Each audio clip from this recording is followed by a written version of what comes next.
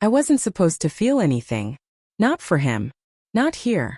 The woman I am at work, the sharp, focused, always 2 steps ahead manager, would never allow it. Especially not on a business trip.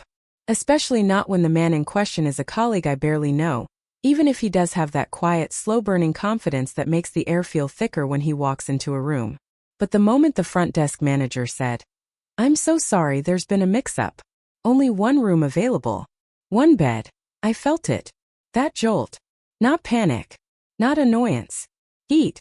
I glanced at him, expecting awkwardness.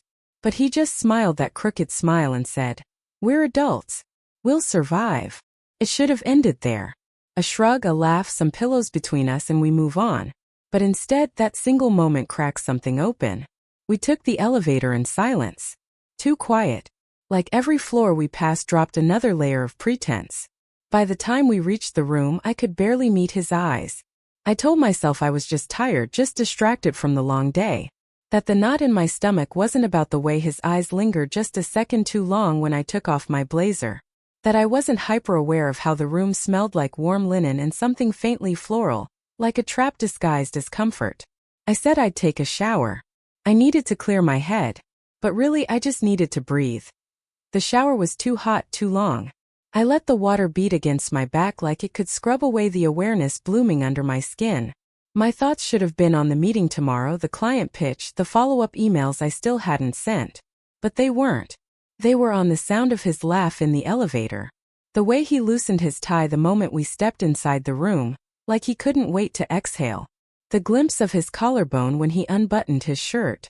I wrapped myself in the hotel towel, too soft, too short, and stepped back into the room, steam following me like a secret. And there he was, lying across the bed. Shirt open, sleeves pushed back. A half-finished glass of red wine on the nightstand, catching the glow of the lamp like a flicker of something dangerous. He looked up. And he didn't look away. His eyes met mine, slow, heavy, unhurried.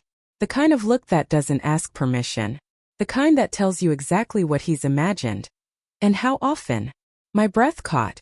Not because I was afraid, but because I wanted him to keep looking. "You know I won't sleep while you look like that," he said. It wasn't a line. It was a confession. I smiled, trying to hang on to some scrap of control. "Then turn off the light." His lips curved, lazy and confident. "What if I don't want to?" I stood there, towel clinging to me, my skin still damp, hair dripping warmth down my spine. "Then maybe," I said softly, "I'll turn you off." His eyes darkened. But he didn't move. And neither did I. We were suspended, 2 people on the edge of something neither of us could take back. I should have gone to the couch. Should have laughed it off, turned away, found something, anything, to distract myself from the gravity pulling us closer.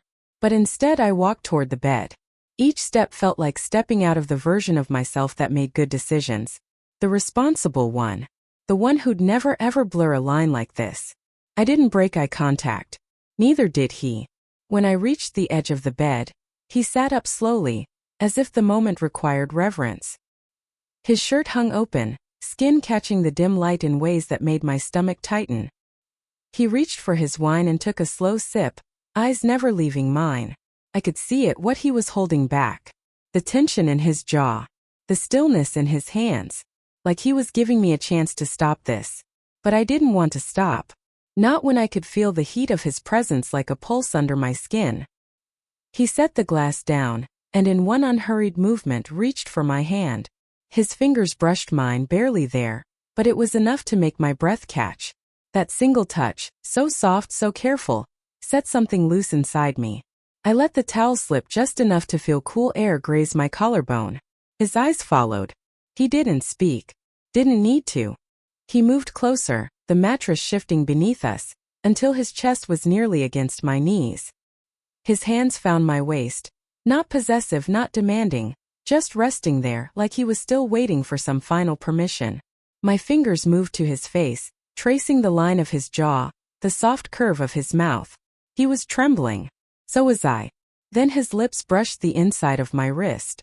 And everything inside me shattered into yes. The first kiss didn't feel like a beginning. Felt like a culmination. Like we'd been circling this for hours, maybe days, maybe longer. And the moment our mouths met, the air finally exhaled. He kissed me like he'd been waiting his whole life for the chance. No rush, no bravado. Just heat and reverence and the kind of softness that undoes you more than anything rough ever could. My hands found his shoulders, fingers pressing into his skin as he pulled me down onto the bed, the towel forgotten between us. Our bodies fit together in that unspoken way, like they'd been memorizing each other from afar, waiting for the moment to prove it. His breath was warm against my neck, his hands exploring slowly, each touch sending shivers through me, lighting sparks across every nerve. My skin was damp and his palms moved like they were made to chase that lingering heat. When he whispered my name, it wasn't just a sound. It was a plea. I answered it with a kiss that was less about lips and more about hunger. He tasted like wine and something darker, something dangerous. Every time our mouths met, it deepened, the kind of kiss that made me forget everything but the way his body felt against mine. His hand found the curve of my back and I arched into him, instinct taking over thought. There was nothing polite about this anymore. No rules. No job titles. No future consequences. Just now. Just us. And the slow, inevitable surrender of everything we thought we could hold back. We moved like people who'd held back too long. There was nothing clean or choreographed about it. It was messy, desperate fingers, tangled sheets, whispered curses that turned into moans too soft to be heard clearly but impossible to mistake. The room was still warm from my shower, the air thick with steam and tension. Our skin met with a softness that somehow burned. I could feel every breath he took against me, chest to chest, heartbeat to heartbeat. When his hands slid over my hips, I felt my entire body respond. Not just physically, but emotionally, like every inch of me had been waiting to be seen like this. Touched like this. Worshipped in a silence that said more than words ever could. He didn't rush. He just listened. To my gasps, to the way I moved, to the way my body answered his. And I listened to him, the way his breathing changed, the quiet groan in the back of his throat when my nails scraped gently down his back. The way his mouth found places on me I didn't even know craved attention. Time blurred. There was no before, no after. Only now. Only the heat between us, the slide of skin, the rhythm that built slowly, then all at once, until I couldn't tell where I ended and he began. It wasn't just physical. It was unspoken need finally given a name, with hands, with mouths, with the way he whispered, "Don't stop," like he meant don't leave. And I didn't. Not that night. I woke up with his arm draped across my waist, his breath warm against the back of my neck. The light had shifted, softer, more honest. No longer the seductive haze of lamplight and wine, but morning sun creeping through sheer curtains, painting everything in gold and quiet. For a moment I didn't move. I just let myself feel the weight of him beside me. The way our bodies had fit together so easily in the dark, and somehow still did in the daylight. Last night should have been a mistake. A lapse in judgment. A line crossed. But it didn't feel like that. It felt like something inevitable.